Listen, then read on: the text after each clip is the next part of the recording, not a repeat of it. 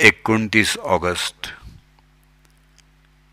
श्रीराम जय राम जय जय राम, श्रीराम जय राम जय जय राम, श्रीराम जय राम जय जय राम, श्रीराम जय राम जय जय राम. धर्म म्हणजे नीती आणि अध्यात्म यांचा संयोग. द्वैत आणि अद्वैत ही काय भानगड आहे? भगवंतापासूनच सर्व झाले, एकापासून दोन झाले, आपण मूळ स्वरूपापासून बाजूला झालो म्हणून द्वैत आलं. मायेमध्ये सापडलं नाही म्हणजे अद्वैतात राहता येईल. माया कल्पनेचीच झाली, तिला कल्पनेनंच मारावी. एकच करावं, अद्वैतात जे राहिलं त्यांच्या नादी आपण राहावं. भगवंताचे होण्याकरता ज्यानं मी वेगळा झालो ते सोडावं. ज्याच्यापासून माया निर्माण झाली त्यालाच शरण जावं. माया तरी भगवंतामुळेच झाली.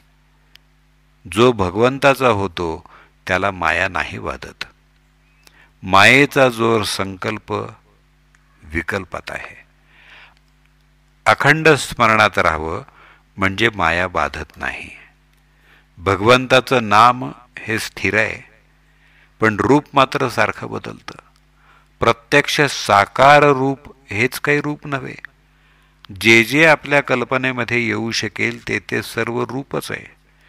भगवंताच्या नामामध्ये मोबदल्याची अपेक्षा नाही, म्हणून ते पूर्ण आहे. समाधान हा पूर्णत्वाचा स्वभाव आहे आणि म्हणूनच जे पूर्ण नाही ते असमाधान. भगवंताकडून येणारी शांती हेच समाधान आहे आणि हेच पूर्णपण आहे. जे शास्त्र समाधान देतं तेच शास्त्र खरं आहे आणि ज्यानं शांती आणि समाधानाचा लाभ होतो तोच खरा धर्म आहे. धर्म म्हणजे नीती आणि अध्यात्म यांचा संयोगच. जो दुसऱ्याच्या हिताकडं न पाहता आपल्या हिताकडंच पाहतो तो स्वार्थीच आहे. सुख व्हावं ही मनुष्याला इच्छा असल्यामुळं अस्वस्थपणा येतो. या अस्वस्थतेमधून तळमळ निर्माण होते. या तळमळीमुळं जगाच्या सर्व सुधारणा बाहेर पडतात. पण या सुधारणा जितक्या जास्त होतात तितकं मनुष्याला दुःख जास्तच होतं. जी विद्या केवळ नोकरीचं साधन आहे ते अपूर्णच असते. असली विद्या पोटापुरतीच समजावी. ती समाधान देऊ शकणार नाही.